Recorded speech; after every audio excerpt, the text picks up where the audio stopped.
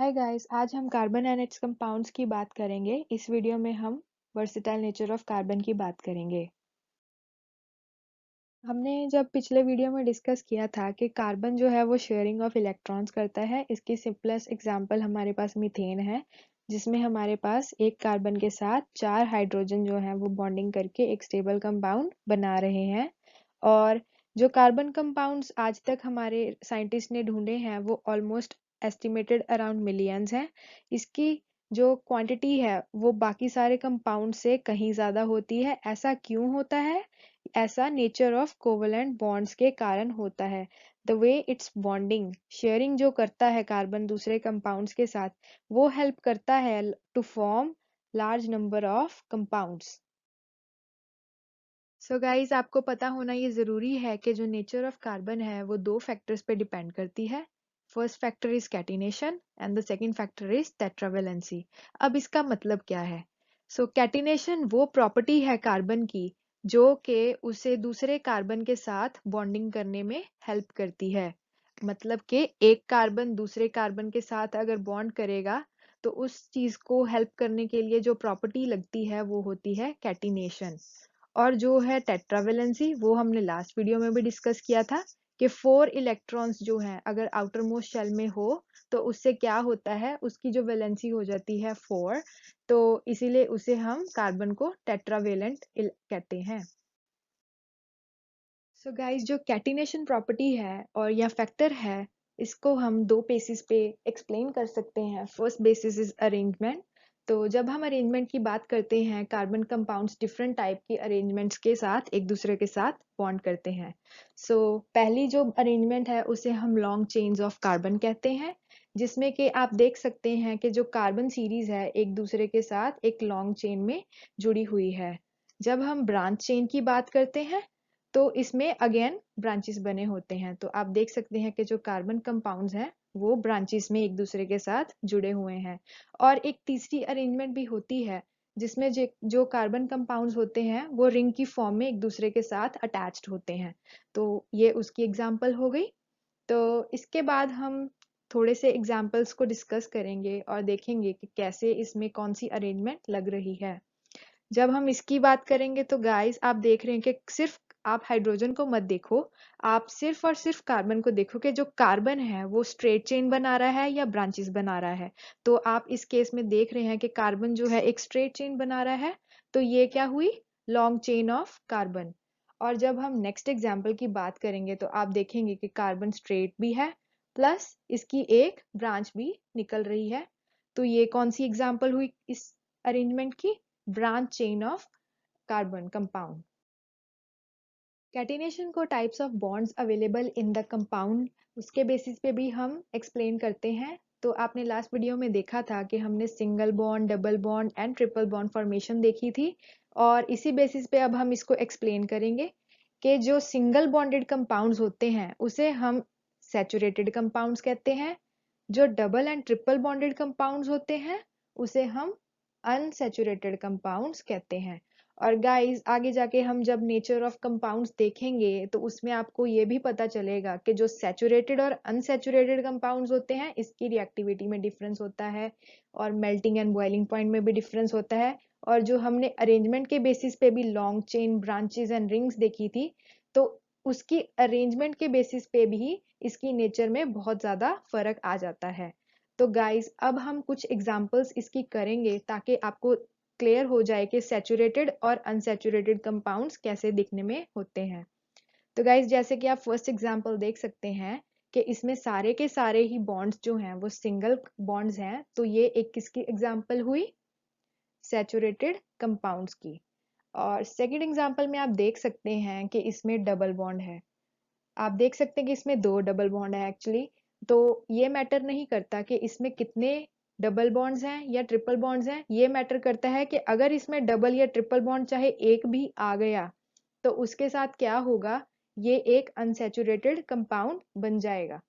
अब हम next example करेंगे। देखिए, आप चाहे ये रिंग्स बनी है बट इसमें डबल बॉन्ड्स फिर भी अवेलेबल हैं। तो ये कौन सा कंपाउंड हुआ? फिर से अनसैचुरेटेड कंपाउंड हुआ। तो गाइज जो एग्जांपल हमने अरेंजमेंट के बेसिस पे पहले डिस्कस की थी उसी को अब हम टाइप ऑफ बॉन्डिंग के बेसिस पे डिस्कस करेंगे। तो गाइज आप देख सकते हैं कि जो फर्स्ट एग्जांपल है इसमें चाहे एक ही डबल बॉन्ड है तो ये किसकी एग्जांपल हो गई, अनसैचुरेटेड कंपाउंड की। और जो सेकेंड हमारे पास अवेलेबल है इसमें आप देख सकते हैं कि सारे के सारे ही बॉन्ड्स जो हैं वो सिंगल बॉन्ड्स हैं। तो ये कौन सी एग्जांपल हुई, सैचुरेटेड कंपाउंड। सो गाइज अब हम थोड़ी सी एग्जांपल्स डिस्कस करेंगे ताकि आपको क्लियर हो जाए कि जो सैचुरेटेड एंड अनसैचुरेटेड कंपाउंड्स हैं उनमें डिफरेंस क्या है। तो आप अगर फर्स्ट एग्जांपल देख रहे हैं तो आपको पता चलेगा कि इसमें सारे के सारे ही सिंगल बॉन्ड्स हैं, specially the bond between carbon and carbon. तो ये कौन सी कैटेगरी को बिलोंग करता है, सैचुरेटेड कंपाउंड्स।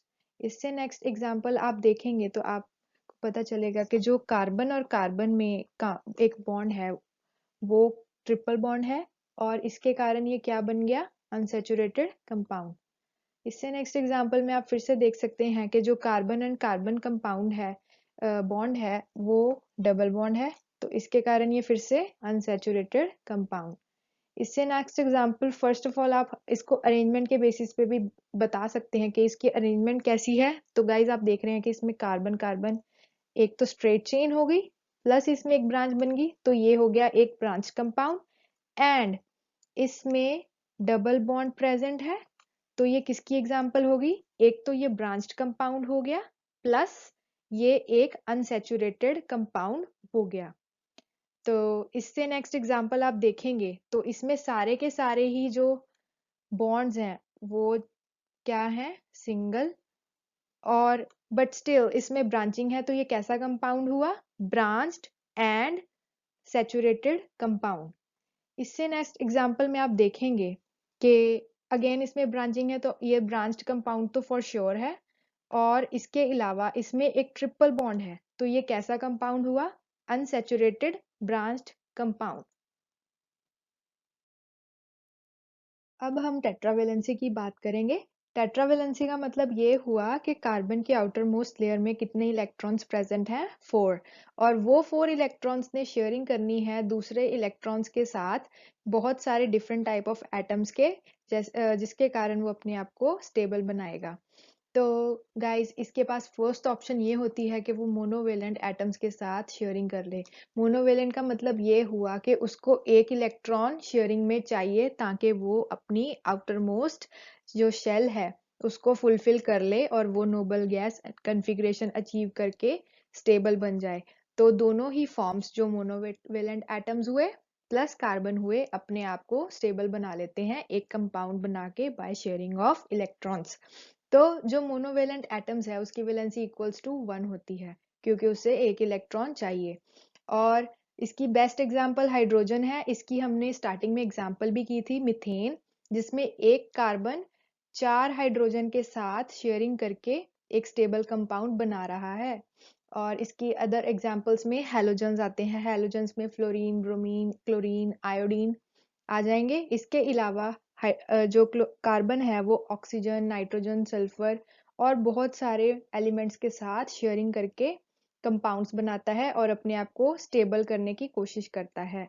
और गाइस आपको ये जानना बहुत ज़रूरी है कि जो जो भी उसके साथ कार्बन के साथ कंपाउंड होगा उसके कारण कार्बन की प्रॉपर्टीज में डिफरेंस आना शुरू हो जाएगा। उसकी उसी के कारण मान लो ऑक्सीजन है तो जो उसमें प्रॉपर्टीज, स्पेसिफिक प्रॉपर्टीज होंगी वो ऑक्सीजन के कारण होंगी रेदर देन कार्बन।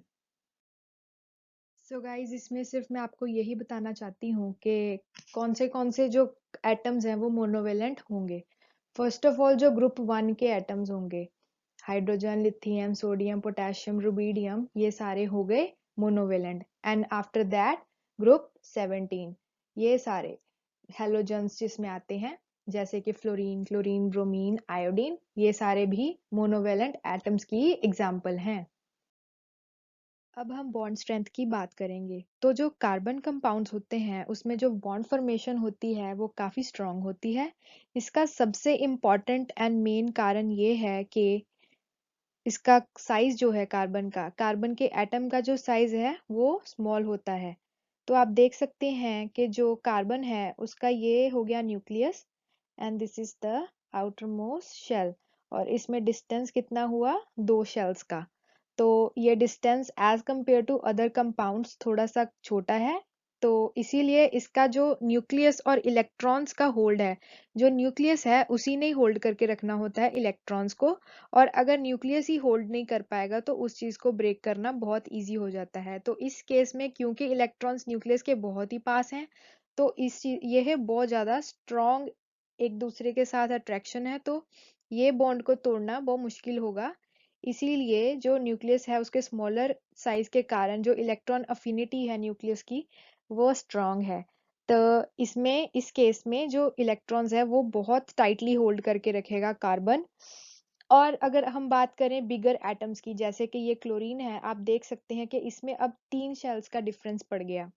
तो इसमें इलेक्ट्रॉन्स जो हैं वो थोड़े से दूर चले गए, तो इसमें न्यूक्लियस को मुश्किल होता है इलेक्ट्रॉन्स को होल्ड करके रखना जितना ज्यादा दूर चला जाए। एंड इसी के कारण इस बिगर एटम्स को तोड़ना इजी होता है।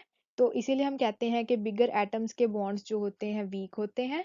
और कार्बन क्योंकि साइज स्मॉल है तो इसके बॉन्ड्स कितने हो गए, स्ट्रॉन्ग हो गए। सो गाइज इसमें आपको मैं सिर्फ थोड़ा सा आइडिया देना चाहती हूँ कि जो एटॉमिक रेडियस होता है वो एलिमेंट्स का कैसे पीरियोडिक टेबल में डिफर करता है।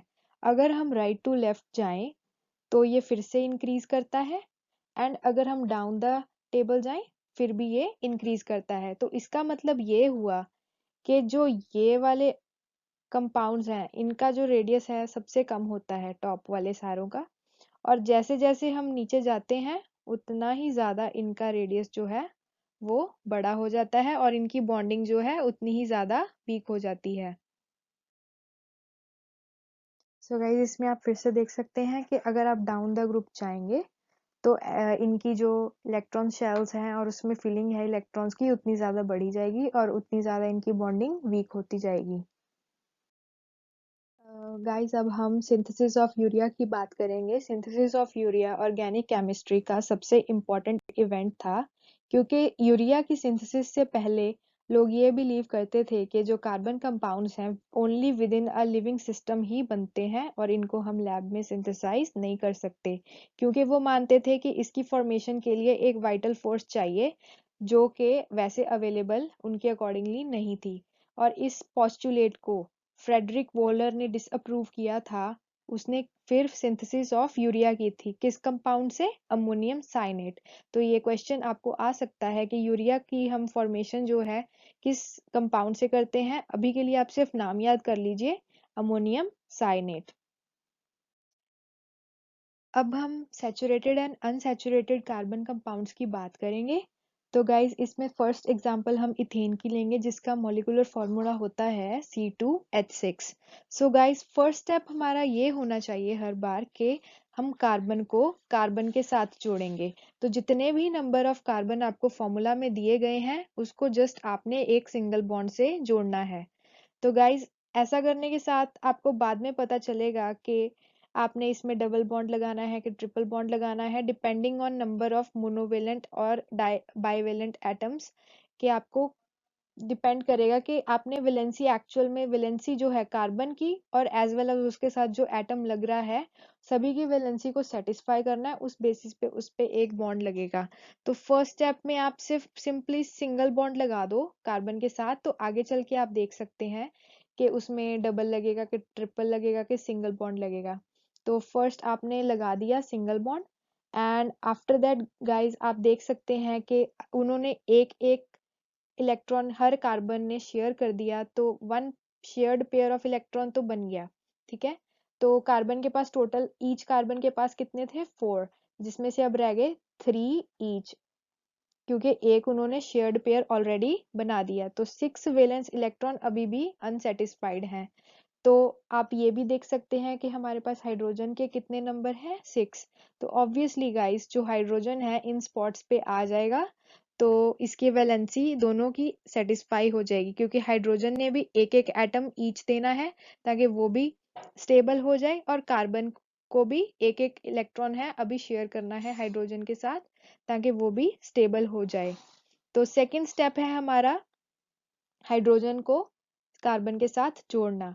और जो स्ट्रक्चर जिसमें सिर्फ अभी के लिए कार्बन और कार्बन की बॉन्डिंग हम दिखा रहे हैं और इसमें अभी हाइड्रोजन या कोई और एटम आके नहीं लगा और ये अभी अनसेटिस्फाइड है और इसकी वैलेंसी कंप्लीट नहीं है, ऐसे स्ट्रक्चर को हम स्केलेटल स्ट्रक्चर कहते हैं और ये एग्जिस्ट नहीं करते। ये सिर्फ हमारे को इजी बनाने के लिए हम बनाते हैं ताकि बाद में हम देख लें कि किसमें कितनी बॉन्डिंग होगी, कितनी वैलेंसी है अभी रहती है सेटिस्फाई करने वाली, उस अकॉर्डिंग हम उसमें बॉन्ड्स लगा देंगे।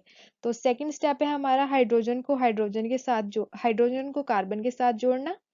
तो आप देख सकते हैं कि 6 हाइड्रोजन 6 वैलेंस इलेक्ट्रॉन्स के साथ शेयरिंग करके एक स्टेबल कंपाउंड बना देंगे और ये एक मॉलिक्यूलर स्ट्रक्चर बन गया। मॉलिक्यूलर स्ट्रक्चर वो स्ट्रक्चर होता है जो स्टेबल होता है और एज अ मॉलिक्यूल एक्चुअल में एग्जिस्ट करता है। जो स्केलेटल स्ट्रक्चर होता है वो सिर्फ हमारी हेल्प के लिए होता है, मॉलिक्यूलर स्ट्रक्चर जो होता है वो एक्चुअल में एग्जिस्ट करता है। और जो आपने देखा कि इसमें सारे के सारे बॉन्ड्स ही क्या हैं, सिंगल बॉन्ड्स, तो ये क्या हुआ, सैचुरेटेड। जो सैचुरेटेड होते हैं इन बॉन्ड्स को तोड़ना बहुत ज्यादा मुश्किल होता है, इसलिए ये रिएक्टिव नहीं होते। सो गाइज इसके बाद हम नेक्स्ट एग्जांपल करेंगे प्रोपेन की। प्रोपेन का फॉर्मूला होता है C3H8। सो अगेन गाइज हम सबसे पहले स्केलेटल स्ट्रक्चर बनाएंगे जिसमें कि हम 3 कार्बन्स को 2 सिंगल बॉन्ड्स के साथ जोड़ देंगे। तो इसमें क्या हुआ कि 8 इलेक्ट्रॉन्स जो है वो अनसेटिस्फाइड है। वो कैसे कि जो सेंटर वाला कार्बन है उसने क्या किया, 2 इलेक्ट्रॉन्स ऑलरेडी शेयर कर लिए, तो उसके पास कितने बचे, अभी भी 2। और बाकी साइड वाले जो कार्बन है उनके पास अभी भी 3 3 एक्स्ट्रा पड़े हुए हैं। और आप देख सकते हैं कि हमारे पास हाइड्रोजन कितने हैं, 8। तो ये यहाँ पे सारे पोजीशंस पे हाइड्रोजन फिर से आके लग जाएगा और ये शेयर कर लेगा और इनकी शेयरिंग के कारण फिर से क्या बन जाएगा, सिंगल बॉन्ड्स, क्योंकि यहाँ पे वैलेंसी ऑलरेडी सेटिस्फाइड थी। आगे चल के हम कुछ केसेस में देखेंगे कि हाइड्रोजन लगने के बाद भी उसकी वैलेंसी सेटिस्फाई नहीं हो रही, तो उस केस में हम डबल या ट्रिपल बॉन्ड लगाएंगे। तो ये फिर से क्या हुआ, सैचुरेटेड। और सैचुरेटेड क्या होते हैं, अनरिएक्टिव और वेरी लेस रिएक्टिव होते हैं। सो गाइज इससे नेक्स्ट एग्जांपल है हमारी इथीन की, जो एक एल्कीन की कैटेगरी को बिलोंग करता है और इसका फॉर्मूला होता है C2H4। और गाइज अगेन फिर से हम सबसे फर्स्ट स्टेप हमारा क्या होगा कि हम स्केलेटन स्ट्रक्चर बनाएंगे जिसमें सिर्फ और सिर्फ आप फॉर्मूला के बेसिस पे कार्बन्स को जोड़ेंगे by a single bond and depending on the number of hydrogen हम उसकी कार्बन की वैलेंसी को सेटिस्फाई करने के लिए the type of bond we will add at the end, जो कि सिंगल डबल या ट्रिपल बॉन्ड कोई भी हो सकता है। तो फर्स्ट ऑफ ऑल अब हम कार्बन्स को जोड़ेंगे। तो आप देख सकते हैं हमारे पास 2 कार्बन्स हैं, तो इसको हम 2 कार्बन्स को जोड़ दिया। तो अगेन आप देख सकते हैं कि 2 कार्बन अगर साइड्स पे हैं तो इसके पास कितने वैलेंस इलेक्ट्रॉन्स अभी भी बॉन्डिंग के लिए अवेलेबल हैं, 6। तो इसका मतलब ये भी है कि 6 वैलेंस इलेक्ट्रॉन्स अभी भी अनसेटिस्फाइड हैं जिनको बॉन्डिंग करनी है किसके साथ, किसी भी मोनोवेलेंट या और किसी भी एटम के साथ। बट इस फॉर्मूला के अकॉर्डिंगली हमारे पास 4 हाइड्रोजन्स हैं, तो ये 4 हाइड्रोजन्स के साथ बॉन्डिंग करेगा। सो गाइज अब आप देख सकते हैं कि यहाँ पे मान लो एक हाइड्रोजन लग गया, एक यहाँ पे लग गया, एक यहाँ पे लग गया और एक यहाँ पे लग गया, पर अभी भी दो क्या कहते हैं, जो इलेक्ट्रॉन्स वैलेंस इलेक्ट्रॉन्स हैं अवेलेबल हैं। तो इस चीज को सेटिस्फाई करने के लिए कार्बन के पास टेंडेंसी होती है कि वो डबल या ट्रिपल बॉन्ड भी बना ले। Like instead of sharing 1 pair of electron, so they will share 2 pairs of electron. तो इस अकॉर्डिंग 2 पेयर का मतलब क्या हुआ कि उसने 4 इलेक्ट्रॉन्स को शेयर में कर लिया, तो इससे उसकी जो वैलेंसी है वो सेटिस्फाई हो गई। तो इथीन की केस में क्या होगा कि आपको डबल बॉन्ड देखने को मिलेगा। एंड गाइस देख सकते हैं आप कि ये बॉन्ड्स जो हैं 2 पेयर ऑफ शेयर्ड इलेक्ट्रॉन्स हैं और इसके कारण क्या हो गया, मॉलिक्यूलर स्ट्रक्चर बन गया और ये जो है एक्चुअल में नेचर में एग्जिस्ट करता है। और गाइस आप देख सकते हैं कि जो डबल बॉन्ड होता है वो अनसैचुरेटेड होता है। एंड इसके बाद अब हम नेक्स्ट एग्जांपल करेंगे इथाइन की, जो अल्काइन ग्रुप को बिलोंग करता है और इसका फॉर्मूला होता है C2H2। अगेन गाइस, फिर से हम कार्बन एंड कार्बन को फर्स्ट जोड़ेंगे। सिर्फ कार्बन और कार्बन को जोड़ने को हम क्या बोलते हैं? Skeletal structure. और ये एक्चुअल में नेचर में एग्जिस्ट नहीं करता, ये सिर्फ हमारी हेल्प के लिए होता है, ताकि हम बाद में वैलेंसी को सेटिस्फाई करके एक stable structure according to the formula बना सकें। सो गाइस, अब हम कार्बन एंड कार्बन को जोड़ेंगे तो अगेन इसके पास कितने नंबर ऑफ वैलेंस इलेक्ट्रॉन्स जो हैं अनसेटिस्फाइड हैं?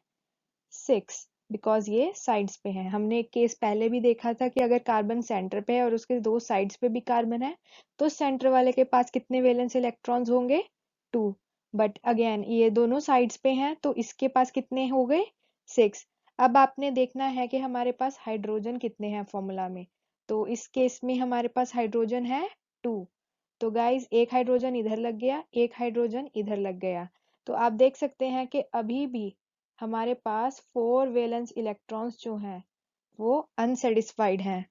तो इसका मतलब क्या हुआ कि अब कार्बन को फिर से कोई अनसैचुरेटेड बॉन्ड बनाना पड़ेगा। Instead of sharing of electrons in one pair, उसको 3 पेयर्स में शेयरिंग करनी होगी। ये भी हम आपको अभी दिखाते हैं कैसे। सो गाइस, हम पहले तो हाइड्रोजन को जोड़ेंगे। तो आप देख सकते हैं कि जो कार्बन के पास इन टोटल कितने थे एक्चुअल में? Electrons 4, right? तो आप अगर सिंगल को मान के चलें तो देखें कि एक एक हाइड्रोजन का और एक कार्बन का जो इलेक्ट्रॉन है वो तो इस साइड पे आ गया, और कार्बन के पास और कितने इलेक्ट्रॉन्स बचे शेयर करने को? 3। तो आप ये ग्रीन वाले डॉट्स देखें तो 3 इधर आ गए। और यही सेम केस अगर आप रेड वाले कार्बन को देखें तो उसने भी 4 में से एक इधर शेयर कर लिया और बाकी के 3 इधर शेयर कर लिए। तो इन रियलिटी कार्बन ने टोटल शेयर करने भी कितने थे? 4। और इसके अकॉर्डिंगली उसकी अब वैलेंसी जो है सेटिस्फाइड है। और 3 शेयर्ड पेयर ऑफ इलेक्ट्रॉन जब होते हैं तो क्या बनता है? Triple bond. सो गाइज, आपको पता है कि डबल और ट्रिपल बॉन्ड जो होते हैं वो अनसैचुरेटेड होते हैं, and this type of bonding causes the molecular structure to be reactive. तो ये केस भी रिएक्टिव में आता है। अब हम नया टॉपिक स्टार्ट करने जा रहे हैं जो एक सब टॉपिक है फिर से नेचर ऑफ कार्बन का।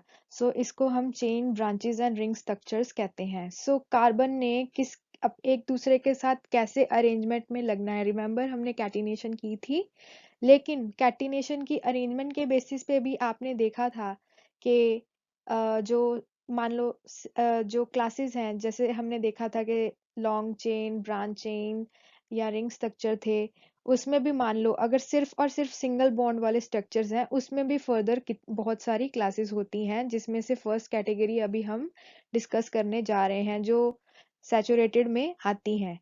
तो फर्स्ट कैटेगरी है एल्केन्स। इसका फॉर्मूला होता है CnH2n प्लस 2। सो गाइस, जो n है it can be equal to 1, 2, 3, 4 or anything else। तो गाइस, जो सिंपलेस्ट हमारे पास अल्केन है वो है CH4। तो वो कैसे बना? हमने अभी n की वैल्यू में पुट किया 1, ओके, एंड h में फिर से अगर 2 को मल्टीप्लाई करें 1 से, प्लस फिर से 2 ऐड कर दें तो ये क्या हो गया? C का 1 एंड H बन गया 4। तो ये कौन सी कैटेगरी को बिलोंग करता है? अल्केन्स। तो गाइज, अब हम थोड़ी सी इसकी एग्जांपल्स की बात करेंगे। सो गाइज, आपको ये फॉर्मूलाज याद रखना जरूरी है, बिकॉज इसी के बेसिस पे आप आगे चल के होमोलॉगी सीरीज को समझ पाएंगे। सो अभी हमने मीथेन बना के देखा, और मीथेन के पास 4 हाइड्रोजन्स हैं और एक कार्बन है। तो ये simplest form of carbon, actually इसको हम हाइड्रोकार्बन बोलते हैं, आगे चल के ये भी पढ़ेंगे। सो हाइड्रोकार्बन वो मॉलिक्यूलर स्ट्रक्चर होता है जिसमें एक कार्बन की बॉन्डिंग या एक से ज्यादा कार्बन की बॉन्डिंग सिर्फ और सिर्फ हाइड्रोजन के साथ हो। हाइड्रोजन के अलावा ऑक्सीजन या कोई और चीज ना हो, सिर्फ और सिर्फ कार्बन और हाइड्रोजन हो। उस कार्बन एटम को हम कार्बन कंपाउंड को हम क्या कहते हैं? हाइड्रोकार्बन। सो गाइज, इसका ही अगर हम अब इसमें दोबारा से, जैसे आप मान लो CH4 था ना, तो अगर आप अब N की वैल्यू 2 डाल दो तो ये उसका नेक्स्ट बन जाएगा, तो ये होता है इथेन। ये आप इसको कैलकुलेट सभी को करके देख सकते हैं on the basis of this formula. So ethane आ गया C2H6। इससे नेक्स्ट होता है प्रोपेन, जिसमें C3H8 and then butane, pentane and then hexane. ऐसे करते करते आप डेकेन तक जाएंगे एंड उसके बाद आपको पता चलेगा कि कैसे कैसे हमने नेमिंग करनी है। अभी के लिए आप सिर्फ ये जान लीजिए कि इस फॉर्मूला में जो प्रोग्रेशन आ रही है, मान लो जो ऐड कर रहे हैं, वो आप सिर्फ n के नंबर को 1 से लेके 6 तक डाल के देखो तो आपको यही फॉर्मूला मिलेगा। अभी आपने देखा कि हम फॉर्मूलाज को यूज करके कैसे मॉलिक्यूलर स्ट्रक्चर्स बनाते हैं। तो गाइज आपको ये पता होना चाहिए कि जब हम कार्बन नंबर ऑफ कार्बन, जब n को हम 4 लें या 4 से ज्यादा लेना स्टार्ट करते हैं इन केस ऑफ अल्केन्स, तो क्या होता है, हम कार्बन को मोर देन वन टाइप की उसकी जो स्ट्रक्चर की अरेंजमेंट है, जैसे हमने स्ट्रेट चेन एंड ब्रांचेस देखी थी, वही चीज हमने अब खुद से बनानी है। तो उस चीज को हम वन या मोर मोर टाइप ऑफ वेज से उसको ड्रॉ कर सकते हैं। और मान लीजिए हमारे पास ब्यूटेन था, ब्यूटेन का होता है N4, तो ये ब्यूटेन की हो गई स्ट्रेट चेन, ठीक है। और इसी को हम दूसरे तरीके से भी लिख सकते हैं, जिसमें हम कार्बन को सेंटर वाले कार्बन से जोड़ेंगे। गाइज आपको एक चीज और क्लियर कर देना चाहती हूँ कि मान लो कि आपने सोचा कि वाई सेंटर ओनली, तो अगर आप इसको साइड वाले कार्बन के साथ जोड़ा यहाँ पे, या फिर आपने जोड़ा यहाँ पे, तो इन दोनों केसेस को ही हम एक फिर से स्ट्रेट चेन ही मानेंगे। आप देखेंगे कैसे ये स्ट्रेट ही बन गई, इसको मतलब आपको चाहे लग रहा होगा कर्व आ गया, बट स्टिल इसको हम एक स्ट्रेट चेन ही मानते हैं क्योंकि इसमें कुछ ब्रांचिंग नहीं आपको दिख रही। और अगर आपने ब्रांचिंग करनी है तो एक चीज फॉर श्योर होनी चाहिए, वो क्या है कि जो कार्बन के साथ आपने ब्रांचिंग दिखानी है, उस कार्बन के साइड्स पे भी दो कार्बन होने जरूरी हैं। तो ऐसे कार्बन जिसके साइड पे दो कार्बन हो, वो ही कार्बन जो है वो ब्रांचिंग कर सकता है, और ऐसे कार्बन को ही हम कहेंगे ब्रांच स्ट्रक्चर। ठीक है, तो अब हम फर्स्ट एग्जांपल लेंगे प्रोपीन की। प्रोपीन एक अल्कीन के ग्रुप को बिलोंग करता है। अल्कीन्स कौन से होते हैं जिसमें डबल बॉन्ड हमें देखने को मिलता है। सो गाइस आप देख सकते हैं प्रोपीन का स्ट्रक्चर हुआ ऐसा, जिसमें 3 कार्बन एक डबल बॉन्ड के साथ जुड़े होते हैं। ये हो गया डबल बॉन्ड। और गाइस आप देख सकते हैं कि इसमें फिर से 3 कार्बन है, चाहे आपको लग रहा है कि कर्व आ रहा है, बट स्टिल ये एक स्ट्रेट चेन ही मानी जाएगी। एंड गाइस इसको लिखने का एक और भी तरीका है, हम जो भी अल्कीन्स होते हैं, अगर उसको आपने अनसैचुरेटेड से सैचुरेटेड बनाना हो तो उसको जस्ट एक साइकिल की फॉर्म में लिख दीजिए। तो ये इन फॉर्म ऑफ, आपको लग रहा होगा ये ट्रायंगल है, तो हम इसको ऐसे भी लिख सकते हैं, जिसमें आप अज्यूम कर सकते हैं कि हर कॉर्नर पे एक एक कार्बन प्रेजेंट है, और ये स्केलेटल स्ट्रक्चर हो गया। बट आप इसको बिना कार्बन के भी लिख देंगे तब भी ये साइक्लोप्रोपीन ही माना जाएगा। तो इससे नेक्स्ट एग्जांपल है हमारे पास ब्यूटेन। ब्यूटेन हमने देखा था अल्केन होता है, यही वाला सेम फिर से हम एक्सप्लेन करने जा रहे हैं। इसमें n का फॉर्मूला आपने जब यूज किया तो उसमें n की वैल्यू आप 4 डाल के देखेंगे तो आपके पास फॉर्मूला आएगा C4H10। तो आप देख सकते हैं गाइस कि इसमें एक तो स्ट्रेट चेन वाली एग्जांपल हो गई जो कि हमने ये डिस्कस की थी, एंड ये दो कार्बन्स प्लस ये वाला कार्बन, तो ये हो गया उसकी ब्रांचिंग। तो इसका मतलब हुआ कि हमने दो तरीके से लिख दिया ब्यूटेन को। तो गाइस फॉर्मूला चाहे सेम, फॉर्मूला जो है वो सेम है, बट उसको ड्रॉ करने का तरीका अलग हो गया। तो ऐसे कंपाउंड्स को हम क्या बोलते हैं कि वो एक दूसरे के क्या हैं, स्ट्रक्चरल आइसोमर्स। सो गाइस जो फर्स्ट केस देखा था आपने, इसमें आप कहेंगे कि ये एक दूसरे के रिंग चेन आइसोमर्स हैं, क्योंकि इसका एक आइसोमर है वो चेन कैटेगरी को बिलोंग करता है, और दूसरा आइसोमर जो है वो रिंग कैटेगरी को बिलोंग करता है। और अगर इस दूसरा केस जो ब्यूटेन का है, इसमें कोई भी क्या कहते हैं, वो नई प्रॉब्लम है, जैसे कोई भी रिंग नहीं बन रही है, जस्ट चेन्स ही हैं, चेन और ब्रांचिंग हो गई, तो हम इस ऐसे केस को क्या बोलेंगे, स्ट्रक्चरल आइसोमर्स। सो गाइस, ये जो मैंने आपको नेक्स्ट एग्जांपल दे रही हूँ, साइक्लोप्रोपेन, साइक्लोब्यूटेन, साइक्लोपेंटेन, साइक्लोहेक्सेन, ये सभी के सभी एल्कीन्स, एल्कीन्स कौन से हैं, जिसमें डबल बॉन्ड होता है, उसके आइसोमर्स हैं, और ये फिर से उन सब के क्या हो गए, ring chain isomers. So guys, इसके बाद में आपको एग्जांपल्स देना, मैं आपको डेफिनेशन दोबारा से एक्सप्लेन करना चाहूंगी।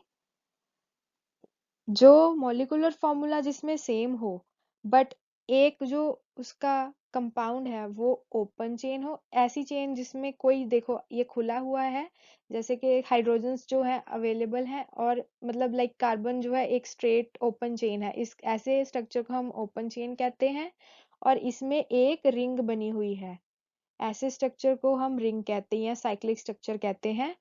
ऐसे आइसोमेरिज्म को हम रिंग चेन आइसोमर्स कहते हैं। और दूसरा केस है हमारे पास स्ट्रक्चरल आइसोमर्स, इसमें सिर्फ डिफरेंट बॉन्डिंग पैटर्न होता है, कोई क्लोज्ड रिंग स्ट्रक्चर नहीं होता, और मॉलिक्यूलर फॉर्मूला सेम होता है। तो इस दोनों के केस में एक चीज कॉमन क्या होगी कि इन दोनों का स्ट्रक्चर सेम होता है, आई मीन स्ट्रक्चर इन दोनों का,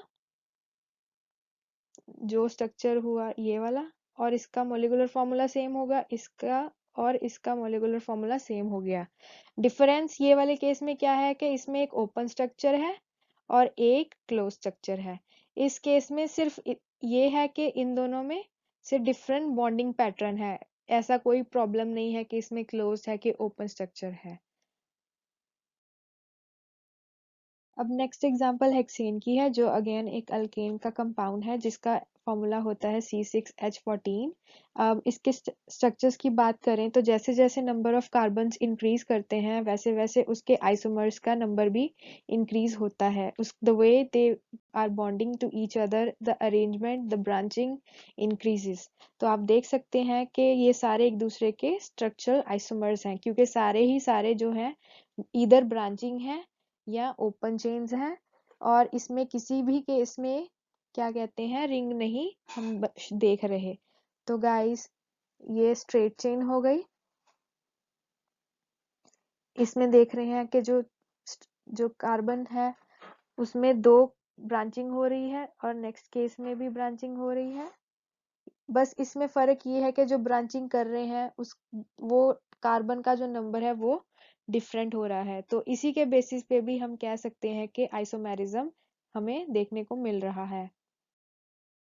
हेक्सेन का स्ट्रक्चर करने के बाद अब हम हेक्सीन की बात करेंगे। आपको लग रहा होगा कि इन दोनों के नाम बहुत ज़्यादा सेम है, आगे चल के हम जब नॉमनक्लेचर करेंगे तो आपको पता चलेगा कि जो नेमिंग है उसमें डिफरेंस सिर्फ और सिर्फ जो द प्रेजेंस ऑफ डबल और डबल बॉन्ड और ट्रिपल बॉन्ड उसके बेसिस पे नाम का चेंज हो जाता है। बट आपको एग्जांपल ज़रूर देना चाहूँगी ताकि आपको याद रहे। जैसे कि आपको पता है कि मैथ्स में पेंटागन होता है, जिसका मतलब होता है कि उसके 5 कॉर्नर्स हैं, तो उससे क्या हो गया, अगर हमारे ऐसे ही जो हर कॉर्नर पे आप मान लो कि कार्बन प्रेजेंट है तो वो हो गया पेंटेन। तो और इसी तरह हो गया हेक्सेन जिसमें 6 कार्बन हो गए, और ऐसे ही ऐसा कंपाउंड जिसमें जैसे कि जो हेक्सीन है उसमें फिर से कार्बन चाहे 6 है पर उसमें ईन आ गया, तो इसका मतलब ये हुआ उसमें डबल बॉन्ड प्रेजेंट है। तो अब हम हेक्सेन की बात करेंगे। तो एल्कीन्स में एक और तरीके का आइसोमेरिज्म हमें देखने को मिलता है जिसे हम पोजिशनल आइसोमेरिज्म कहते हैं।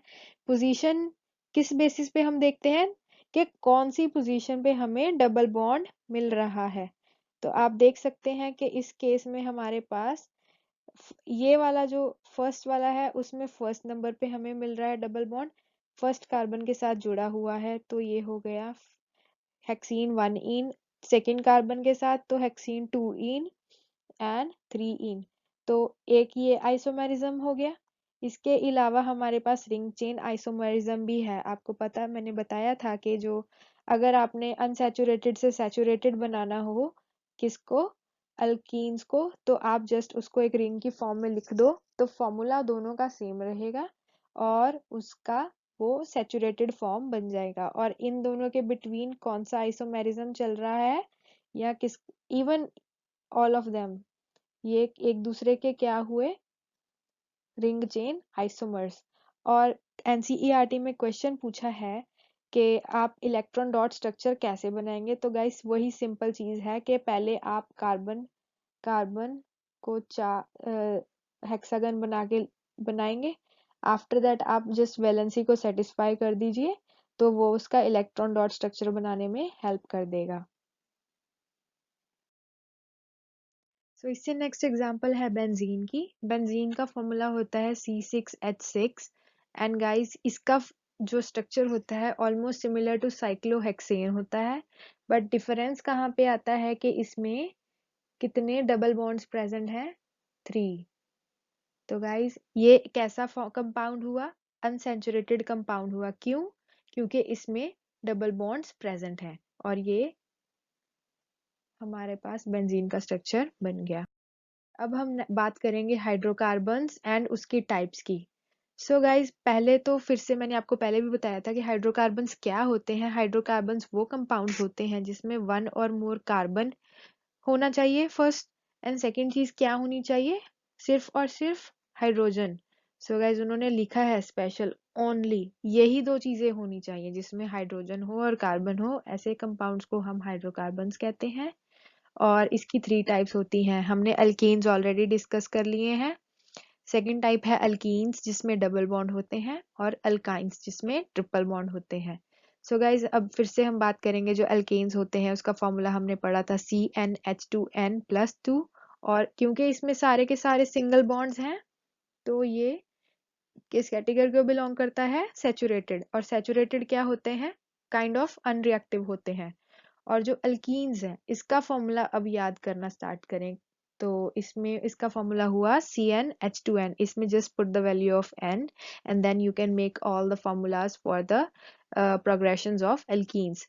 और गाइस इसमें डबल बॉन्ड एक या एक से ज्यादा भी हो सकते हैं, और ये अनसैचुरेटेड हुए, और अनसैचुरेटेड हाईली रिएक्टिव होते हैं। और इससे नेक्स्ट है ट्रिपल बॉन्ड्स वाले फॉर्मूलाज के साथ। इसका फॉर्मूला हुआ CnH2n-2। तो ये भी अनसैचुरेटेड कैटेगरी को बिलोंग करते हैं और इसमें ट्रिपल बॉन्ड होता है। तो अब इसके बाद हम बात करेंगे कि इसकी एग्जाम्पल्स की। सो गाइज आप देख सकते हैं इथेन, क्योंकि इसमें सारे के सारे ही बॉन्ड्स जो हैं वो सिंगल हैं, तो ये किस कैटेगरी को बिलोंग करता है, अल्केन। और इसी की ही देखो आप, नाम ऑलमोस्ट सभी के सेम हैं, क्योंकि जो एथ होता है इसका मतलब होता है नंबर 2। और एन इन आइन जो है वो इनकी टाइप्स के जो क्लास है उसके बेसिस पे आ गए। तो जो इथीन है इसमें डबल बॉन्ड आ गया, तो ये अल्कीन को बिलोंग करता है। और जो इथाइन आ गया ये कौन सी कैटेगरी को बिलोंग करता है, एल्काइंड को। तो आप ऐसे ही करके बाकी सारे propane propene propyne butane butene butyne pentane pentene pentyne याद कर सकते हैं। आपको नाम से ही पता चल जाएगा वो कौन सी कैटेगरी को बिलोंग करता है, और उसमें किस टाइप का बॉन्ड जो है वो प्रेजेंट होगा, और उसी के बेसिस पे ही उसकी रिएक्टिविटी का भी आपको आइडिया हो जाएगा। अभी हमने हाइड्रोकार्बन्स की बात की, तो आपने देखा कि उसमें सिर्फ और सिर्फ हाइड्रोजन एंड कार्बन प्रेजेंट होते हैं। कभी कभी ऐसा भी होता है कि कार्बन जो है वो हाइड्रोजन को रिप्लेस करके किसी और एटम को भी अपने साथ शेयरिंग में ले सकता है। तो उसमें मोनोवेलेंट या बाइवेलेंट और भी बहुत सारे एटम्स आ सकते हैं। तो फर्स्ट कैटेगरी है हेलोजन्स की। हेलोजन्स में क्लोरीन ब्रोमीन आयोडीन आती है, वो जो होते हैं मोनोवेलेंट होते हैं। ऑक्सीजन नाइट्रोजन और सल्फर भी इस कैटेगरी में आ सकते हैं। और इसमें जिसमें के हाइड्रोजन जो होता है वो रिप्लेस किया जाता है और इन अ हाइड्रोकार्बन चेन, और इन सच अ वे के जो वैलेंसी है कार्बन की वो सेटिस्फाई रहे। इसका मतलब क्या हुआ कि जो कार्बन के 4 इलेक्ट्रॉन्स थे वो सारे के सारे शेयरिंग में होने जरूरी हैं, और जिसके साथ वो कर रहा है बॉन्डिंग उसके भी सारे के सारे जितने उसको वैलेंस इलेक्ट्रॉन्स अपने शेयर करने हैं वो सारे शेयर्ड होने जरूरी हैं। ऐसा अगर नहीं होगा तो वो एक अनस्टेबल कंपाउंड बन जाएगा। तो या तो वो नहीं बनेगा या फिर से वो रिएक्टिव होगा। तो ऐसे कंपाउंड को जिसमें हाइड्रोजन को रिप्लेस करके कोई और एटम आके लग जाए उसको हम हेटेरो एटम कहते हैं। और ये बहुत सारे फंक्शनल ग्रुप्स में भी प्रेजेंट होता है। फंक्शनल ग्रुप्स की हम आगे चल के बात करते हैं। जब हम हेटेरो एटम की बात करते हैं तो एंड फंक्शनल ग्रुप्स की, तो अगेन एक हाइड्रोजन को रिप्लेस करके कोई और मोनोवेलेंट एटम आके लग जाएगा।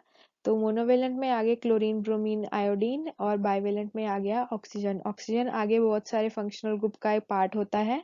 तो फंक्शनल ग्रुप में फर्स्ट एग्जांपल है हमारे पास अल्कोहल की। अल्कोहल को लिखने का तरीका जनरली ऐसा होता है जिसमें आर ग्रुप जो है, आर का मतलब हुआ कि इसमें आके कोई भी चेन आके लग सकती है। CH3 भी लग सकता है, C2H6 भी लग सकता है, और मतलब कोई भी लंबी चेन या ब्रांच चेन या और इसके अलावा और भी बहुत सारी चीजें आके लग सकती हैं जो भी आपके पास अवेलेबल हो। तो इस चीज को हम अल्कोहल कहते हैं। सेकेंड एग्जाम्पल है कार्बोक्सिलिक एसिड की। इसमें आप देख सकते हैं कि हमारे पास ऑक्सीजन कितने हैं, 1 और 2, और इसको भी हम इस फॉर्म में भी लिख सकते हैं जिसमें हम हाइफन को ऐसे भी छोड़ सकते हैं जिसमें आप अगेन कोई भी आर ग्रुप आके लगा सकते हैं। आर में कोई भी आपके पास जो हाइड्रोकार्बन चेन है या कुछ भी है आप इसमें लगा सकते हैं। तो इस फंक्शनल ग्रुप को हम कार्बोक्सिलिक एसिड कहते हैं। और थर्ड एग्जांपल है आपके पास कीटोन की। कीटोन में इधर भी आर ग्रुप लगेगा और इधर भी आर ग्रुप लगेगा, एंड दोनों साइड्स पे आप कुछ भी लगा सकते हैं। और आप देख सकते हैं कि ketone and aldehyde almost same formula है, बट इसमें फर्क क्या है कि एक साइड पे हाइड्रोजन ही होगा और दूसरी साइड पे आर ग्रुप होगा। क्योंकि अगर दोनों साइड पे आर ग्रुप हो गया उसका मतलब क्या हुआ कि वो कीटोन को बिलोंग करेगा, और अगर एक हाइड्रोजन हुआ एक साइड पे तो वो एल्डिहाइड को बिलोंग करेगा। और इसमें भी हाइड्रोजन है, ऑक्सीजन है, और इसमें भी ऑक्सीजन है। तो आप देख सकते हैं कि जो हमारे पास ये वाली है बॉन्ड, इसके आगे हमने कुछ नहीं लिखा। तो इस ये क्या रिप्रेजेंट करता है, वैलेंसी ऑफ द ग्रुप। कौन सा ग्रुप, ये कंप्लीट फंक्शनल ग्रुप जो है ये उसकी वैलेंसी को रिप्रेजेंट करता है, या हम इसको फ्री वैलेंसी भी कहते हैं। और ये जो फंक्शनल ग्रुप होता है और जो हेटेरो एटम होता है, फंक्शनल ग्रुप क्या हुआ, ये सारा का सारा, और हेटेरो एटम क्या हुआ, ऑक्सीजन के जो ऑक्सीजन है प्लस जो फंक्शनल ग्रुप होता है किसी भी हाइड्रोकार्बन चेन के साथ लिंक्ड, वो डिसाइड करता है कि उस कंपाउंड की प्रॉपर्टीज कैसी होंगी, ना कि जो कार्बन चेन है उस पे जो प्रॉपर्टीज डिपेंड नहीं करती। जो हेटेरो एटम है और वो जो ग्रुप होता है उस पे प्रॉपर्टीज डिपेंड करती हैं किसी भी कंपाउंड की। ओके गाइस, आज के लिए इतना ही। Thanks for watching, like share and subscribe.